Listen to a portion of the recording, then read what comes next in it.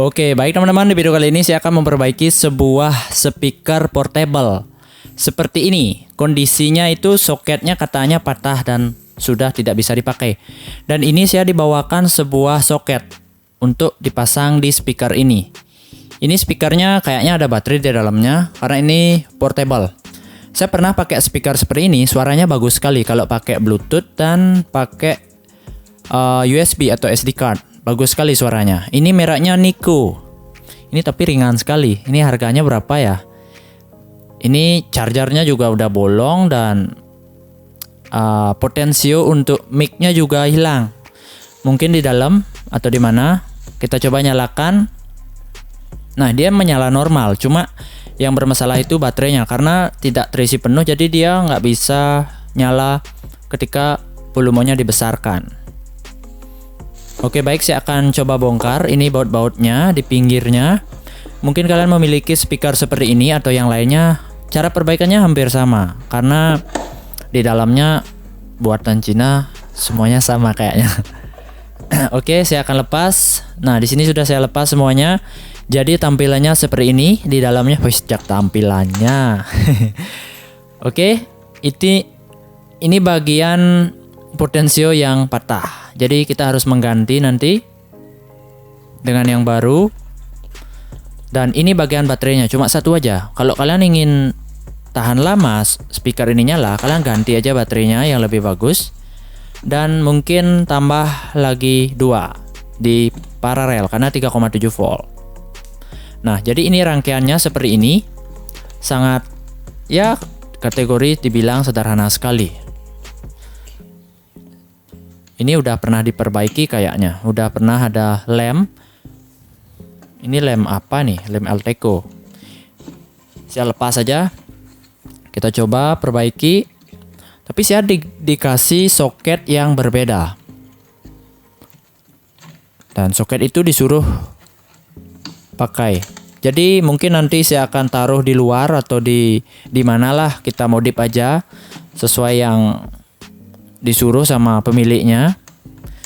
Saya nggak tahu juga di mana dapat soket, tapi soketnya yang dibawakan itu lumayan bagus. Kita lihat dulu fisik soket yang ada di dalam PCB ini. Apakah masih bisa dipakai atau tidak?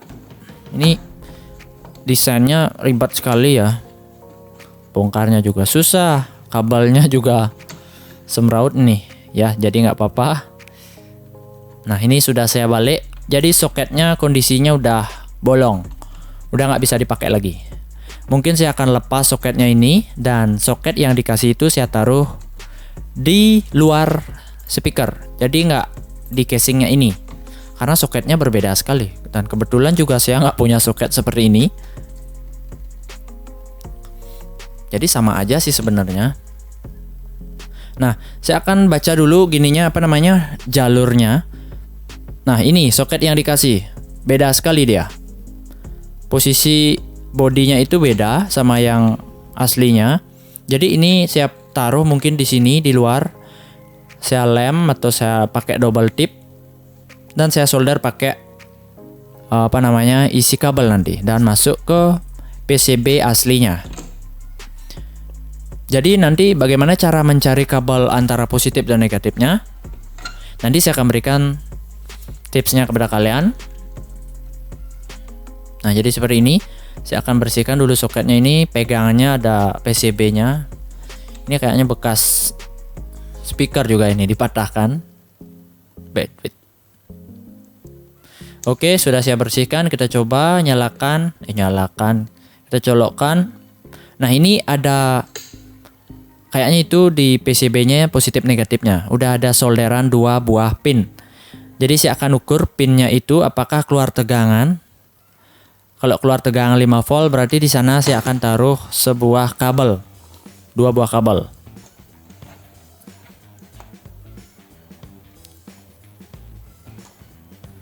Nah, mungkin ini harus diakali karena cara servis saya di sini ya diakali sebaik mungkin.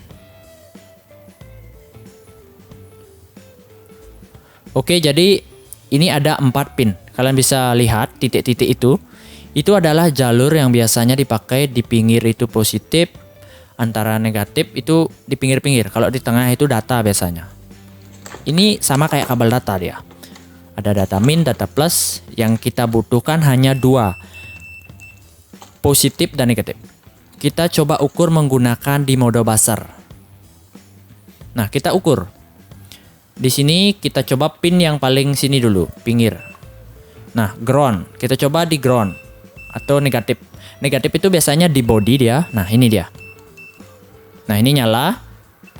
Kalau udah keluar suara tit, itu berarti itu terhubung. Berarti itu jalurnya untuk negatif. Nanti kita ukur bagian positifnya. Nah, di sini ada sebuah dioda. Ini dioda. Kita ukur di belakang dioda atau di garis putihnya, sebelum garis putih. Dan kita ukur bagian positifnya. Kita cari. Nah, dia udah nyala, berarti itu udah pas bagian positifnya. Jadi kita tinggal solder aja di atas nanti di diodanya untuk positifnya dan negatifnya bebas. Kalian mau pakai di di body USB-nya bebas. Nanti saya akan berikan contohnya kepada kalian. Jadi seperti itulah cara untuk menemukan titik positif dan negatifnya. Mungkin saya akan lem dulu ini. Atau kita coba positif negatifnya. Nah, di sini sudah saya lem. Jadi seperti ini, kita coba pakai kabel atau input 5 volt, apakah keluar tegangan sebesar 5 volt.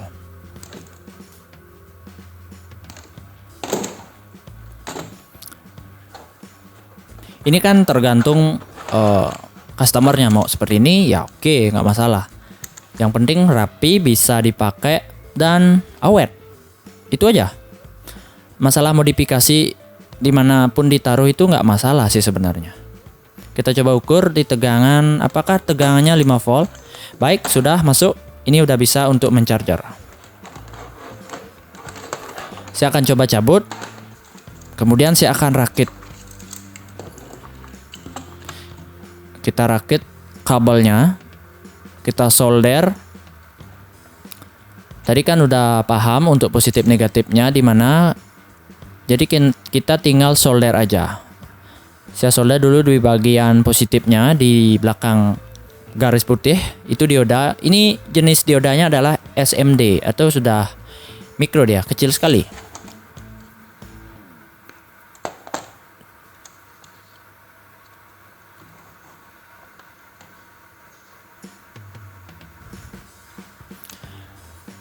Nah, ini bagian positif yang akan saya solderkan langsung di kaki diodanya. Karena ini menggunakan dua layer dia gininya. PCB-nya. Jadi kita tidak bisa melihat. Harus kita ukur dengan ampermeter agar kita mengetahui jalurnya kemana aja. Di sini.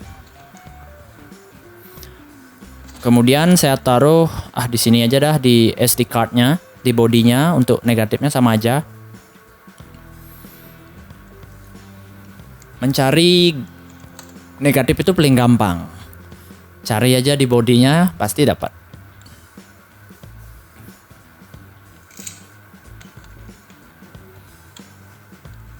Baik, sudah. Ini udah kuat kayaknya. Semoga nggak lepas lagi, tergantung pemakaian sih. Kalau dijatuhin speakernya pas charger ya lepas. Baik, kita coba. Coba dulu nyalakan. Apakah LED-nya menyala? Itu menandakan sedang di charger. Nah, baik, sudah menyala. Berarti sudah bekerja. Tegangan 5 volt sudah masuk dan baterai akan diisi. Kita coba cabut lagi. Kalian bisa lihat.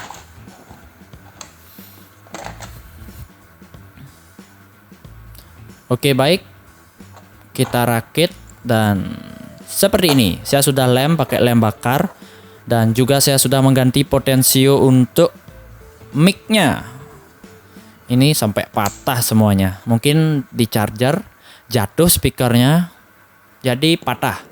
Karena ini bahan kualitasnya kurang bagus. Tapi suaranya menurut saya bagus. Saya sudah pernah pakai speaker kayak gini. Saya nonstop nyalakan, bagus sekali suaranya. Kalau pakai USB dan Bluetooth. Kalau di radio dia agak cempreng gitu, nggak bagus. Baik, kita coba nyalakan. Nah, ini udah seperti aslinya. Saya akan coba nyalakan aja. Ini mungkin di mode FM nggak bagus karena antenanya masih di bawah. Di belakangnya ada sebuah antena kabel. Jadi biasanya saya nggak pakai. Saya pakai USB atau SD card. Kata yang punya sih cuma pakai memori aja. Radionya jarang dipakai. Ini sedang set. Nah, mungkin kalian memiliki speaker portable seperti ini dengan kondisi charger lepas. Mungkin kalian bisa mengikuti tutorial ini. Ya, cara ini ya dimodifikasi agak berbeda dari PC aslinya, tapi nggak masalah. Karena ini berdasarkan kemauan customernya. Ini kalian bisa lihat. Ini bagian antenanya. Ini sangat ringan sekali speakernya. Nah, misalnya kalian mau menambahkan baterai agar lebih kuat, kalian bisa ganti baterai yang biru tadi. Itu baterainya kualitasnya kurang bagus. Karena speaker ini kategori ya nggak mahal-mahal banget, karena murah sekali. Mungkin saya akan coba bagian mic-nya, apakah sudah mau berfungsi atau tidak. Karena bagian mic-nya tadi itu lepas. Kita coba. Apakah mau menyala dengan normal?